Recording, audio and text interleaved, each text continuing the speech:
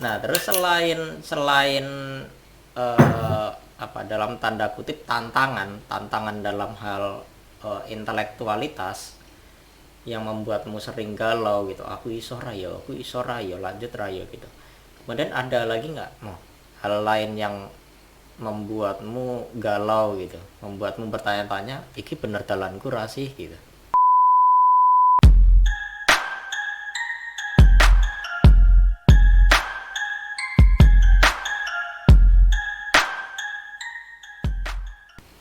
Soal relasi dengan sesama yang terpanggil, rekan sepanggilan. Oh, justru itu menjadi tantangan tersendiri. Karena apa? Karena tadi saya menyebutkan, saya itu orangnya perfeksionis, teliti, disiplin, bahkan beberapa kali di tes IQ yang include itu, saya perfeksionis optimal. Seorang perfeksionis optimal itu tidak bisa bekerja dengan deadlineer. Maka saya tidak suka dengan orang-orang deadlineer waktu itu dengan teman angkatan. Bahkan saya bersyukur untuk skripsi bisa istilahnya selesai lebih dulu, tesis juga selesai lebih dulu. Itu karena ketelitian dan juga perfeksionis saya. Bahkan sampai saya mati-matian sampai mimisen itu karena memang saya itu orangnya kadang ya harus fokus, terforsir, baru ngeledak gitu loh. Ngoyo Sampai gitu ya. tetapi kalau saya bekerja dengan yang deadlineer itu kemerutuk itu arti pikiran kadang rampung-rampung wis pada deadline gur gari minggu ngarep. Lebih capek Bahkan perasaan yang gitu ya. dengan saya menyadari bahwa saya akhir rendah itu kemudian saya itu menyadari yang orang lain itu bisa belajar sewengi saat durunge dan berhasil. Kalau saya itu kan butuh 1 minggu. Saya itu kan sempat anyel perjuanganku seminggu sinau hasilnya A. Sing lagi sewengi wayangan hasilnya A. Kan kemeropok kan jane. Itu kan nggak klop kadang. Itu yang bagi saya perjuangan itu. Kadang misalnya saya sudah berhadapan dengan deadlineer itu meskipun bukan masalahku ya, masalahnya dia karena saya sudah selesai dalam arti. Tetapi saya itu punya hati istilahnya, ih, kira dadi kayak kepiye, kayak gaweane iki kayak ngopo ngono lho. Sempet anyel gitu. Tapi kan bukan apa ya, bukan masalahku sebenarnya. Tapi masalah dia sebenarnya tak pikir gitu. Mikir dia pasal wong liya. Nah, itu menjadi keburukan saya mungkin. Mungkin menjadi tanda perhatian tapi juga negatifnya ngopo sih ndak mikir ke wong liya. Itu sempat nggak klop dengan teman angkatan beberapa kali soal perfeksionis. Bahkan ketika jadi romo, awal-awal saya jadi romo, saya sempat galau soal perfeksionis, soal ideal. Apa yang saya dapatkan di seminari tinggi dengan S2 yang teorinya luar biasa ketika dihadapkan dengan umat yang biasa. Saya idealisme, oh ya kudu ngene, pastoral iki kudu ngene saklek. Dan itu saya di awal-awal tabisan tidak nyambung dengan umat itu. Akhirnya kan saya tetap bimbingan rohani, kan saya rutin bimbingan rohani bahkan sampai sekarang. Saya mengatakan saya harus menurunkan ini. Gitu. Pengolahan ini bukan hanya ketika saya jadi romo ya, perfeksionisnya sudah sejak saya masuk seminari tinggi itu sudah saya olah. Akhirnya saya bisa mengaplikasikan itu ketika sudah jadi romo 3 bulan 4 bulan itu. Akhirnya sudah saya nggak ke idealisme apa sing tak pikirke tetapi piye carane jalan keluar bareng aku. Mulai berkompromi gitu ya. Memang nggak mudah loh turun ke derajat Pasti idealis itu. pasti. Karena wis idealis, kaku, teliti, wis angel. Lalu yang sekarang nih, kita sekarang ya, sekarang sudah mulai terbiasa untuk berkompromi dengan umat. Ada nggak hal-hal yang bisa dikompromikan dan apa sih hal-hal yang ini nggak bisa dikompromikan mau sampai kapanpun ini?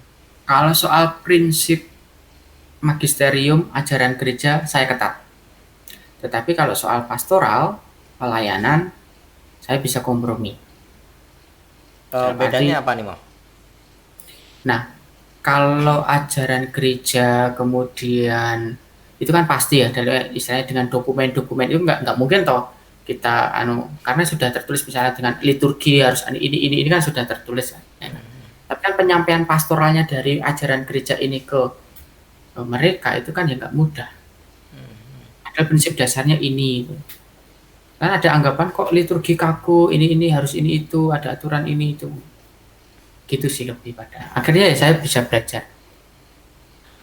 Eh diri saya memang dulu saya itu menganggap diri saya itu karena perfect itu kan sempurna ya. Menganggap diri itu sempurna, paling hebat, paling cool dan sebagainya.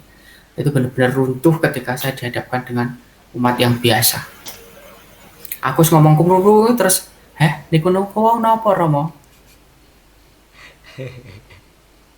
Akhirnya saya belajar. Oh ya sudah.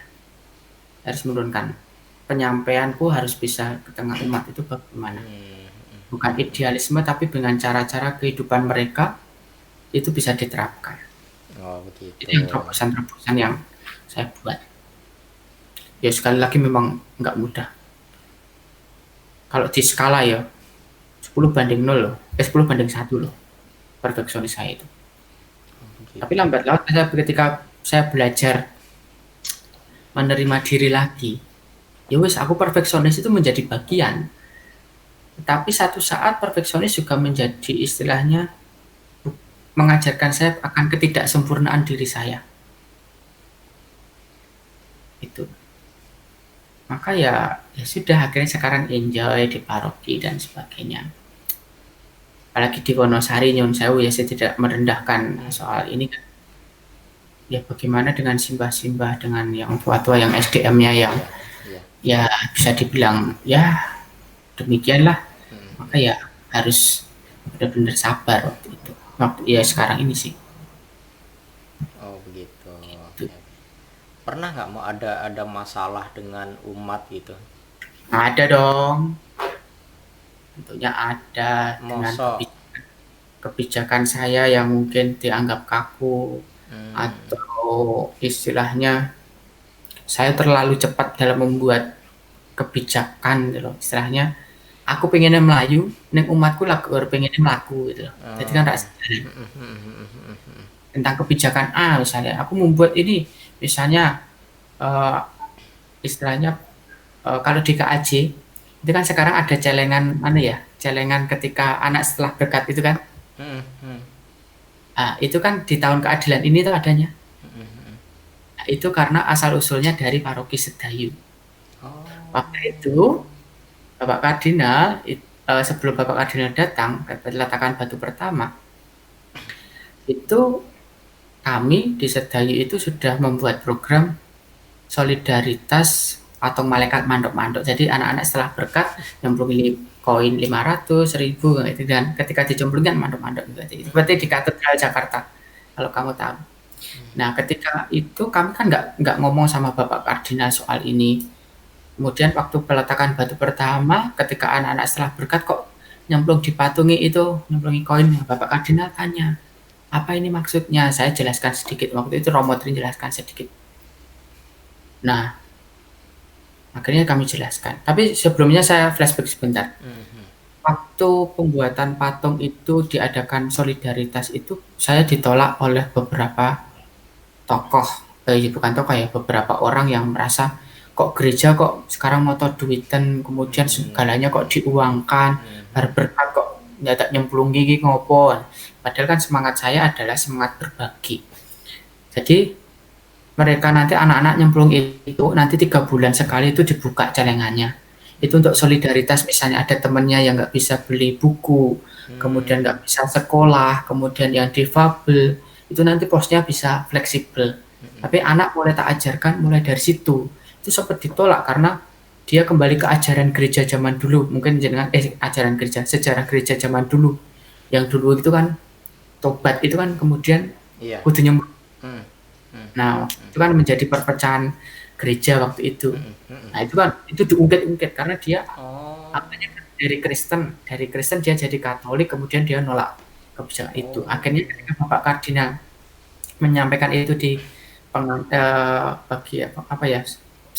pengantar atau apa waktu itu, penutup sebelum berkat itu, dia bangga akan didikan solidaritas mulai dari anak-anak ini.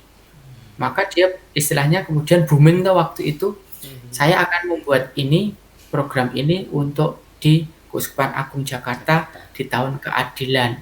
Maka ketika saya penggalangan dana di beberapa paroki di KAJ waktu itu, loh kok sekarang ada patung malaikat, loh kok sekarang ada patung jago, loh kok ini ada istilahnya celengan-celengan ini.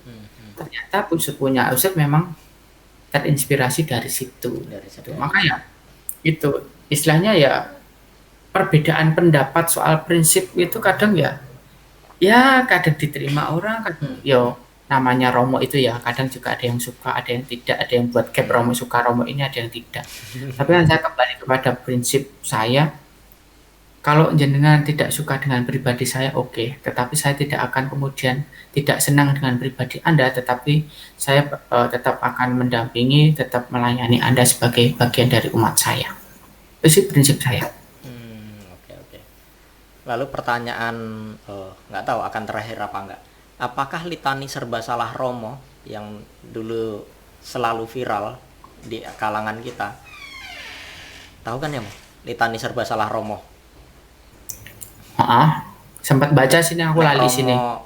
Nek Romo iso ngurus duit diunekke moto duiten, nek ra iso ngurus duit diunekke ra becus.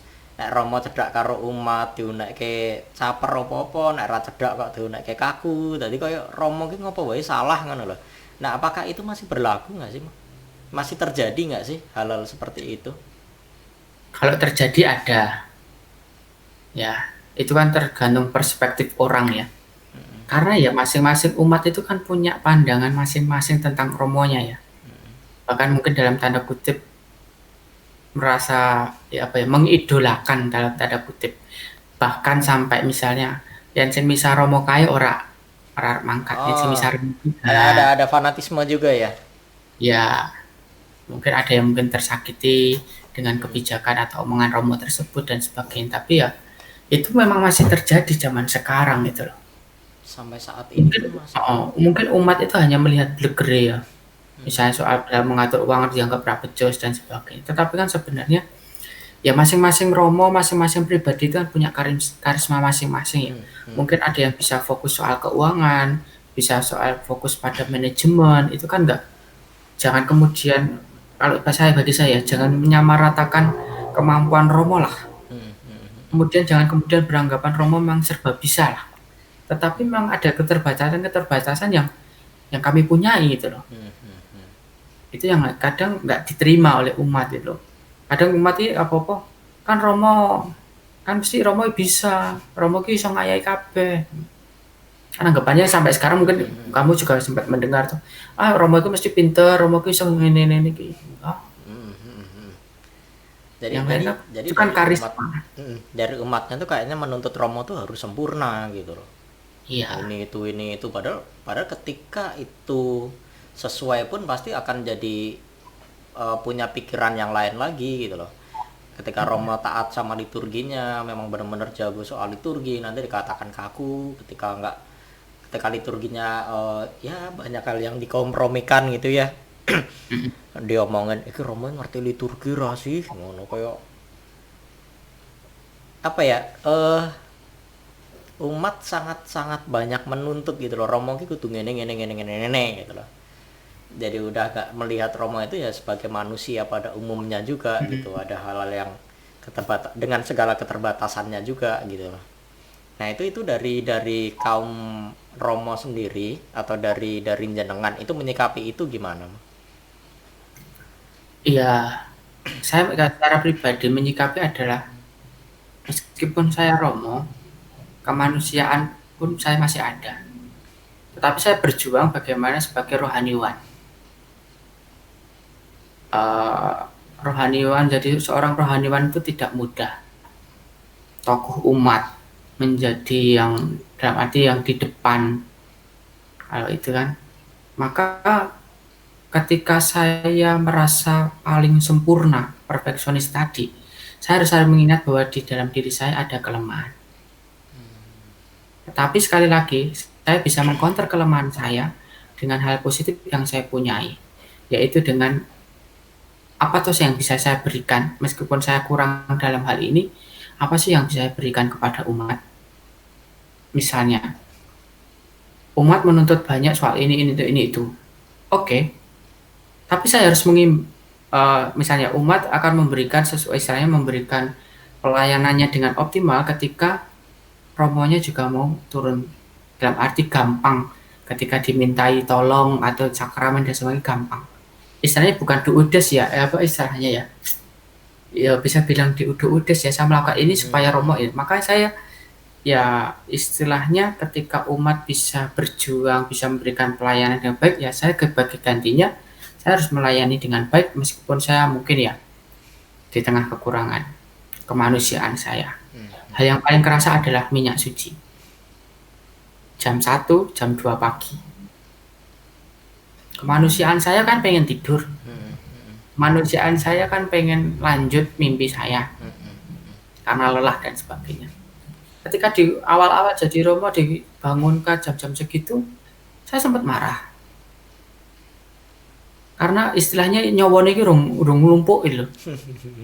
Tapi akhirnya saya kemudian sadar, oh iya aku saiki romo. Minyak suci kan saya ke romo. Saya yang lain. Yang saya tak sedia ya prodiakon wae to. Maka oh iya saya harus berangkat. Maka sampai sekarang kalau ada minyak suci ya saya harus standby karena ya bisa hanya romo kok.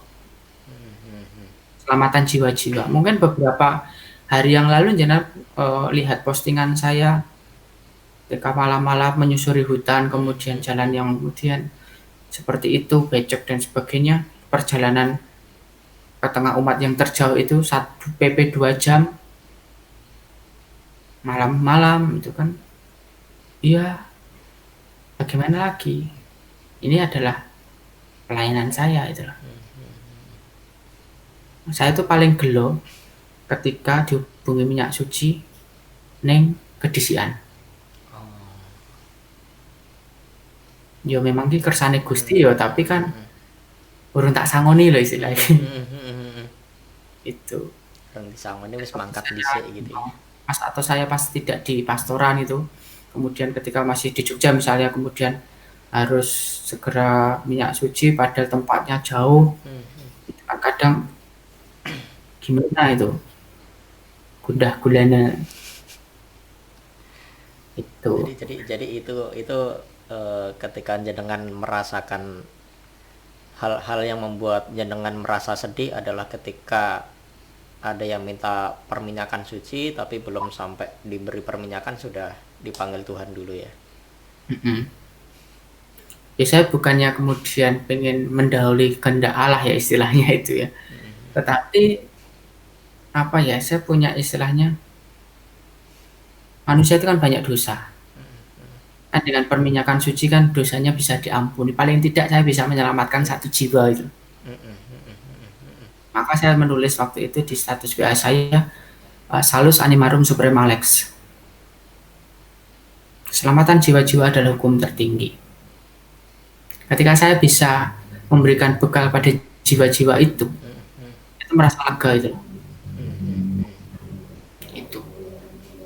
Tapi yo gelone atau sedihnya itu tidak kemudian berkepanjangan sih, karena memang yo sudah pasrah nggak Gusti wis. Dan itu kan masuk kan Gusti ampun riyen balekne meneh. Iya dong. Itu. Jadi itu teman-teman, jadi kalau yang nonton ini ya, kalau kalian berpikir rapopo aku uripe ngasal-asalan kok nek mati gak bertobat dhisik, yo nek isih ana wektu. Nek rong bertobat wis diundang dhisik kepiye. Wis aku disorong. Ada. Nah, sebelum terakhir, sebelum kamu tutup, saya minta pendapatmu. Bagaimana kamu bersahabat dengan saya, mulai dari Mertoyudan hingga akhirnya bagaimana pandanganmu seorang Noventa tentang saya, dan bagaimana kamu konklusi dari apa yang saya katakan tadi. Pandanganmu sebagai awam ya, sebagai awam memandang seorang religius atau nanti seorang pribadi saya bagaimana? Monggo. Karena ini adalah pandangan pribadi, maka pendapat saya ini adalah pendapat yang personal, tidak mewakili orang lain. Oke. kalau dari pandangan saya adalah kenapa saya sangat nyaman bersahabat dengan seorang Romo Hendry, karena saya juga mengalami, saya juga melihat bagaimana pergulatan seorang Romo Hendry ini ketika masih di seminari ya. Ketika masih di seminari itu bukan hal yang mudah. Romo Hendry bukanlah seseorang yang gampang untuk berteman dengan orang lain. Romo Hendry bukan seseorang yang ramah, bukan seseorang yang bisa cengengesan, guyon, waton, karo liyane, bukan. Romo Hendry adalah seorang yang tadi dibilang perfeksionis, sangat teliti, sangat kaku. Dan itu kadang-kadang membuat saya, dan saya nggak tahu bagaimana teman-teman, tapi kadang-kadang kesal juga, walah ya Allah, kaku banget ya Allah. Tapi kembali lagi bahwa saya menyadari bahwa itu adalah personal Romo Hendry, itu adalah kepribadian Romo Hendry yang tidak bisa kita ubah dan kita harus terima itu. Syukur, alhamdulillah, puji Tuhan, ternyata ketelitian itu, kekakuan itu justru menjadi berkat bagi kami. Terutama kalau aku pribadi, dengan ketelitianmu itu aku sangat terbantu ketika aku menjadi ketua sidang akademi, dan banyak hal yang kamu bisa input-input yang kamu berikan, Vin, piye nek ngene, piye nek ngene. Jadi aku sangat mudah gitu loh untuk mengelola sidang akademi itu. Kemudian dari persahabatannya juga, jujur ketika aku menerima surat-surat ini ya, ini sangat menguatkan aku. Kenapa? Karena ternyata ono ya sing mendukung aku gitu loh. Ternyata aku ora mlaku dhewe iki gitu. Hal-hal sederhana itu yang dilakukan Romo Hendry ini ternyata bisa menguatkan orang lain, dan itu membuatku sampai sekarang pun tidak bisa meremehkan hal yang sederhana. Ketika itu ada satu orang teman namanya Iren, dia cerita ke aku, dia kesel sama pacarnya dia, kok apa-apa spontan, nggak direncanakan. Dia kesel, dan aku jawab, loh, sing spontan ini kadang-kadangnya seko hati loh ya. Jangan-jangan hal yang sederhana yang tidak direncanakan oleh pacarmu itu juga hal yang mewah juga gitu loh, hal yang bagus gitu loh. Mungkin kamu aja yang kesel karena kamu orangnya yang perfeksionis menghadapi pacarmu yang spontan gitu loh. Nah, hal-hal sederhana yang dilakukan Romo Hendry ini yang membuatku, oh iya ya, kayaknya ini sederhana tapi kok mengena gitu loh. Itu. Kemudian konklusi dari obrolan kita itu bahwa ternyata nggak mudah loh untuk menjadi seorang Romo. Nggak mudah juga untuk menjadi seorang Romo Hendry terutama. Tak pikir jalanmu itu lurus loh, Mo. Tak pikir jalanmu itu sangat mulus. Aku melihatnya seperti itu. Tapi dari obrolan ini aku baru tahu bahwa, loh, ternyata raiso bahasa Inggris tau. Bukan raiso ya, tapi loh, ternyata ki menghadapi kesulitan dalam berbahasa Inggris loh. Ternyata ki pernah mendapatkan omongan yang nanti nilaimu paling bawah loh di antara yang lain. Tak pikir kamu itu lancar-lancar saja. Ternyata ada banyak hal yang tidak aku tahu gitu loh. Dan oke, untuk yang terakhir, aku itu kaget ketika jenengan bilang aku dengan Bandung kan, dan aku tahu itu kabar. Lalu aku bilang, wah cedak omahku ki. Aku cuma menyampaikan itu untuk guyonan gitu. Ki cedak omahku ki mau mampir gitu. Tak pikir, wah ya ora mungkin lah wong wis dadi Romo ya kudune bapak ibuku sing nyamperi gitu loh. Wong sing cedak. Ternyata aku lagi tengah-tengah kerja, ditelepon, kenal ra, iki nang ndi. Kaget loh aku. Langsung teko tenan loh ya.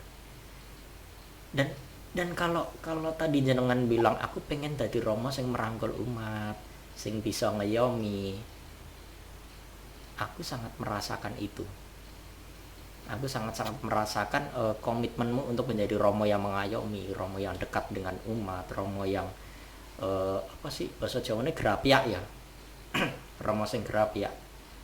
Kesaksianku sendiri adalah Romo Hendry dari yang awalnya bukan orang yang ramah, tapi bisa bersahabat, kemudian bisa sampai nyamperin bapak ibuku loh nang omahku gitu loh. Itu hal yang luar biasa, dan aku pikir itu bukan hal yang instan loh Mas dengan bisa begitu. Pasti ada banyak pergolakan juga. Dan aku sangat-sangat salut soal itu. Dan aku berharap komitmenmu untuk menjadi Romo yang gerapia dekat dengan umat itu bisa tetap kamu pertahankan, tetap kamu upayakan, karena umat butuh sosok-sosok yang seperti itu. Jujur ku bilang, umat butuh sosok-sosok yang seperti itu. Karena karena tadi Romo itu ya tetap manusia biasa dengan segala keterbatasannya juga. Ada romo-romo yang memang pinter tapi ya buat umat tidak mengena di hati umat gitu loh. Karena yo wis kayak hidup dengan dunianya sendiri aja gitu. Nah, aku berharap Romo Hendri adalah orang yang pintar, sangat-sangat pintar menurutku, sangat teliti, sangat telaten. Tapi ya semoga bisa menjadi Romo yang kaku untuk hal-hal yang memang harus kaku, tapi bisa ramah terhadap umat, bisa bisa tetap dekat dengan umat tanpa berkompromi untuk hal-hal yang memang tidak bisa dikompromikan. Dan mungkin untuk menutup ini, kalau tadi minta pesanku adalah menjadi Romo bukanlah hal yang mudah. Bukan berarti berkeluarga juga mudah gitu. Menjadi Romo bukanlah hal yang mudah. Romo Hendri sudah berjuang sekuat tenaga untuk melayani umat, tapi akan selalu ada umat yang nggak seret. Dan pesanku adalah semoga hal-hal seperti itu tidak membuat Romo Hendri ini kacau, tidak membuat Romo Hendri ini bingung, tidak membuat Romo Hendri ini apalagi sampai marah loh, aku wis berusaha sing terbaik loh, kok ngono sih. Aku dari umat berharap ya Romo, umat ini bukan orang-orang yang sempurna, bukan program komputer juga yang harus ketika ada bugnya harus segera dibenerin. Pasti akan ada bug-bugnya juga, akan ada kesalahan-kesalahannya juga. Maka ya semoga itu tidak membuat Romo marah, tidak membuat Romo mungkin kesel, oke lah karena manusia gitu. Tapi semoga hal itu tidak membuat pelayanan Romo jadi berkurang untuk pribadi-pribadi yang seperti itu. Tetap bisa memberikan pelayanan yang ikhlas, pelayanan yang prima, pelayanan yang optimal. Nggak cuma untuk orang-orang, umat-umat yang srek di hatinya Romo, tapi juga untuk semua umat, bahkan yang nggak srek di hatinya Romo. Mungkin itu sih, Mas. Ya, terima kasih sekali. Saya nggak menyangka kamu masih menyimpan surat-surat itu sih, kalau dari saya. Tuh. Saya sempat tertawa tadi, bahkan yang instan itulah yang dari hati ya, Ben ya. Yang spontan itu yang dari hati. Meskipun yang lama itu sudah bertahun-tahun pacaran, yang spontan yang dari itu kan yang dari hati ya berarti. Kok endingnya neng kono sih, ya Allah. Iya, itu pesan saya untuk Noventa dan juga teman-teman yang mendengar podcast ini atau podcast ini. Pesan saya adalah kenali dirimu. Kemudian kalau ada kekurangan, terimalah apa adanya, meskipun itu tidak mudah. Perjuangkan itu untuk berani terus lanjut. Percaya bahwa Tuhan senantiasa ada untuk kita. Tuhan senantiasa ada untuk kita. Itu yang saya percayai dan saya berikan pesan untuk teman-teman semua, entah yang ini yang mungkin religius ataupun yang awam, semuanya ada pilihan hidup. Kita tidak sempurna, tetapi kesempurnaan hanya milik Allah, dan dari ketidaksempurnaan ini kita menuju pada kesempurnaan hidup, yaitu Allah sendiri. Itu. Oke, terima kasih banyak Romo untuk waktunya, untuk kesediaannya. Mohon maaf mengganggu sampai malam-malam begini. Terima kasih untuk pesan-pesannya untuk kami. Aku sampai bingung loh mau berkata-kata apa lagi lah. Aku baru ini bisa ngobrol sama seorang Romo sampai dari jam berapa kita tadi, 8:30 dan sekarang 10:30 sampai 11. 2 jam. Tuhan selalu ada untuk kita. Oke. Pesan untuk kamu ya, Ven, ya. Boleh. Kamu sudah memilih dalam arti keluargamu dan sebagainya. Saya tahu juga dari cerita bapak ibumu ketika saya kunjungan kemarin, yang mungkin belum kamu dengar, dan itu memang menjadi rahasia saya dengan keluargamu. Pesan saya adalah, apa yang sudah menjadi pilihanmu, cintailah itu. Problem keluarga zaman sekarang adalah kepercayaan. Bukan hanya soal cinta. Cinta itu mudah diungkapkan. Tapi kepercayaan, dengan kepercayaan nanti tumbuhlah cinta. Maka pesan saya, apapun nanti keadaan tantangan hidup berkeluarga, kita masing-masing, saya sebagai Romo punya tantangan pribadi. Kamu sebagai berkeluarga tentunya harus memikirkan banyak hal.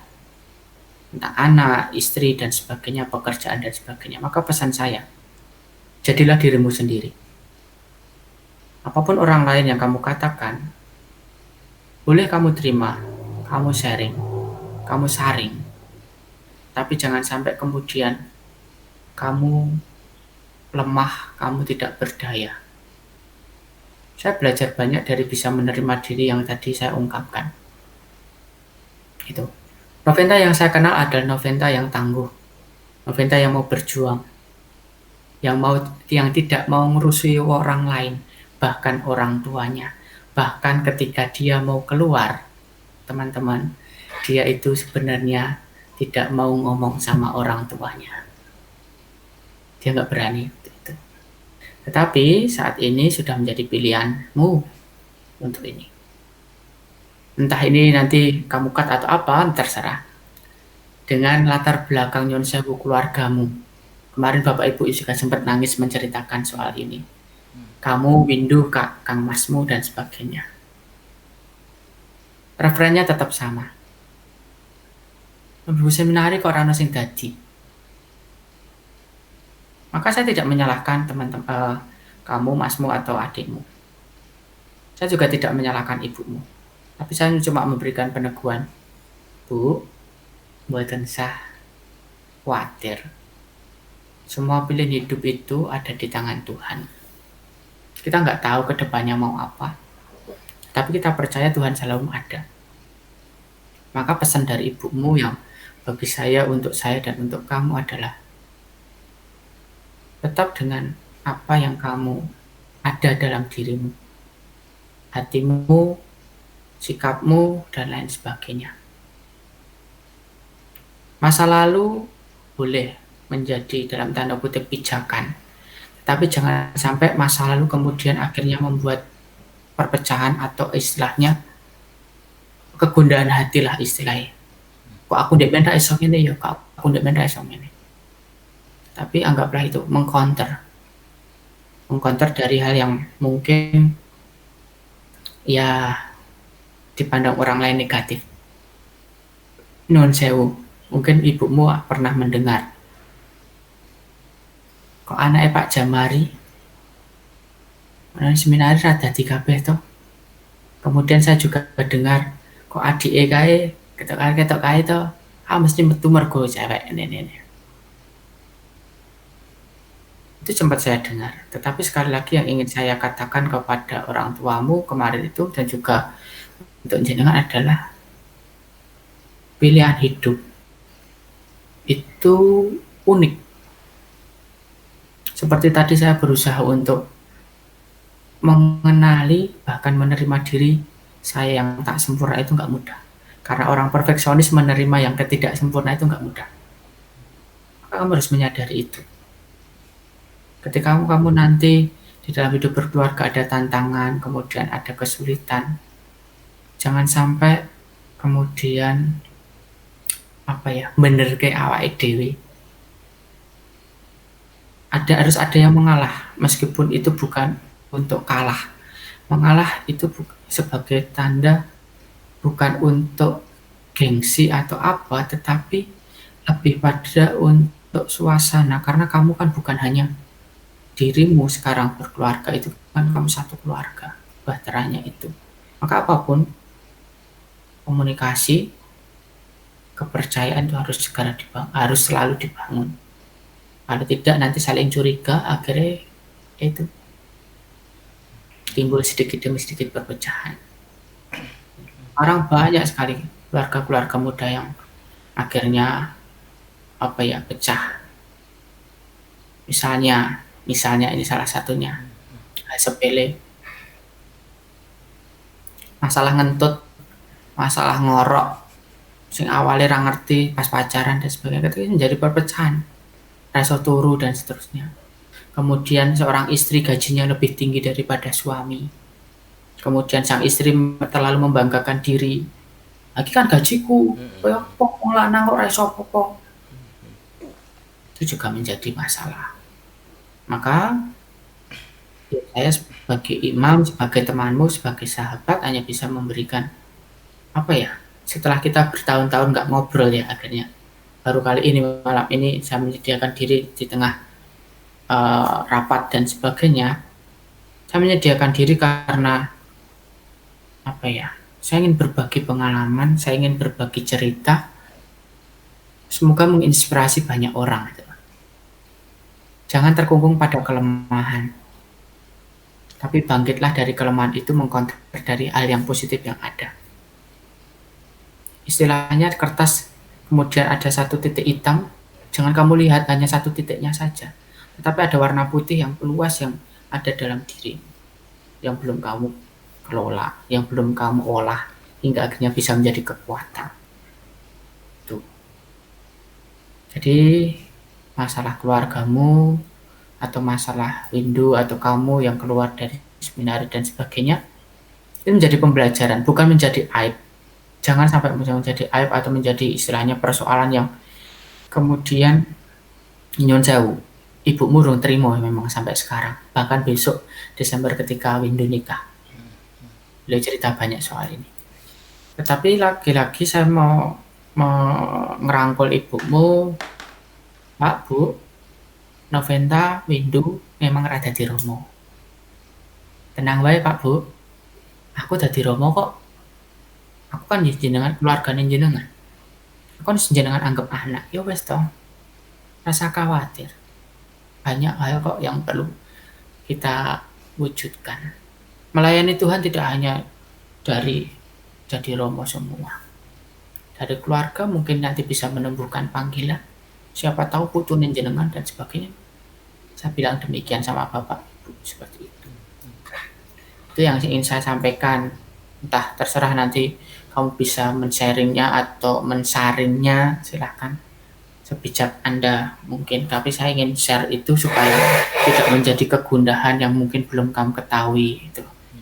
Saya tidak akan ngomong banyak soal apa yang dibicarakan Ibu, karena memang ya etika konseling lah istilahnya, konseling keluarga memang tidak bisa saya ungkapkan semua di sini, apalagi ini kan nanti semua kan terpublikasi, tidak semua harus bisa dipublikasikan. Maka nanti pesan saya misalnya nanti ada kalimat rektor, itu mungkin nanti bisa karena itu hewan.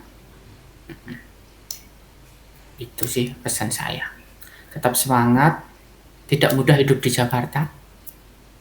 Kemudian mungkin kamu masih ada bayang-bayang ibumu atau bapakmu atau masmu yang kamu sebenarnya waktu bojone mbakmu, bojone masmu lahiran kamu tidak tahu, kemudian kamu marah-marah, itu juga diceritakan. Masih ada bayang-bayang itu, tidak terima diri dan sebagainya. Belajarlah dari pengalaman yang saya alami. Diri kita tidak sempurna, tetapi kita bisa menjadi sempurna itu karena Allah dan karena kita menuju Allah. Matur nuwun banget Romo untuk hari ini udah kayak pilot talk kita ya, bener-bener intim, bener-bener intens, dan bener-bener banyak hal yang bahkan ada banyak hal yang belum aku tahu dan aku baru tahu hari ini gitu lah.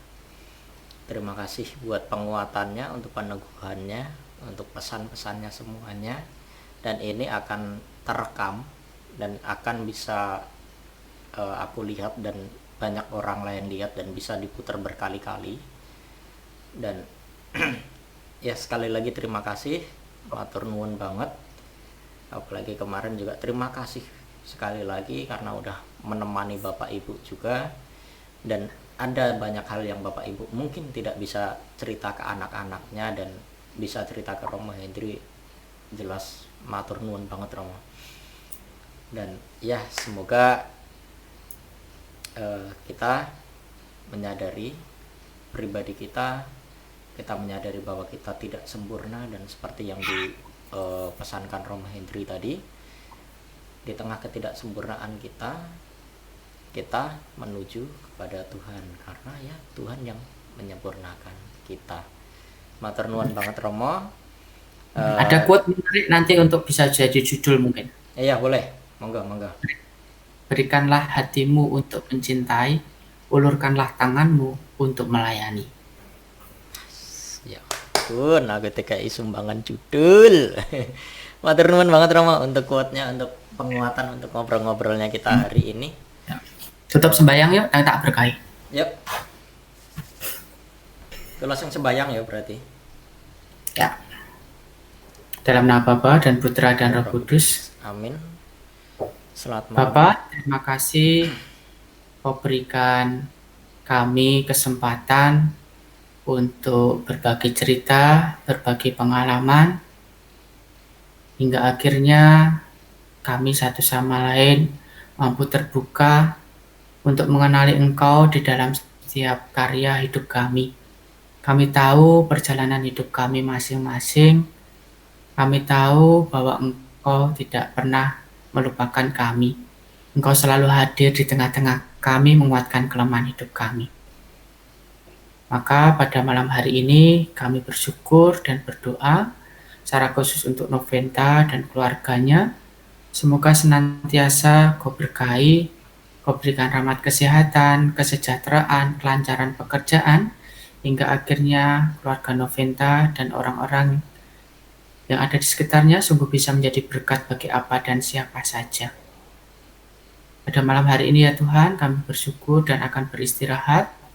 Dampingilah kami dalam istirahat malam. Semoga Kau senantiasa mendampingi tidur kami. Silakan Noventa kalau ingin berdoa, nanti saya tutup dengan berkat. Selamat malam Bapak yang maha cinta, yang maha kasih. Syukur kepadamu ya Bapak atas anugerah rahmat yang boleh kami terima. Hingga pada malam hari ini Engkau masih memberi kami kesempatan untuk bernafas. Engkau masih memberi kesempatan kami untuk hidup, untuk menjalani kehidupan kami masing-masing. Pada malam hari ini kami ingin berdoa khusus untuk Romo Hendri. Semoga Engkau selalu memberikan kekuatan, semoga Engkau selalu memberikan ketabahan, dan Engkau selalu mendampingi Romo Hendri dalam menjalani hidup panggilannya. Ya Tuhan, meskipun hamba tidak menjalani hidup panggilan, tapi hamba tahu bagaimana perjalanan hidup panggilan itu bukan sesuatu yang mudah.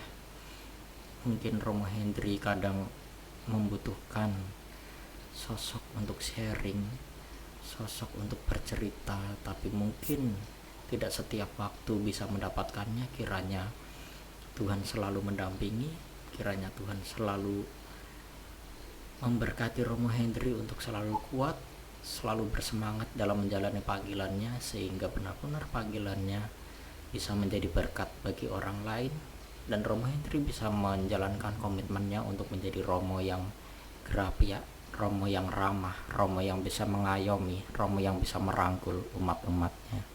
Terima kasih ya Bapak, sekali lagi kami mohon berkat untuk Romo Hendri. Terima kasih. Tuhan bersamamu dan bersamamu. Semoga kita semua secara khusus untuk Noventa, keluarganya, senantiasa diberkati dan dinaungi oleh berkat Allah yang Maha Kuasa, Bapa, Putra, dan Roh Kudus. Amin. Makasih Venta. Matur nuwun Romo.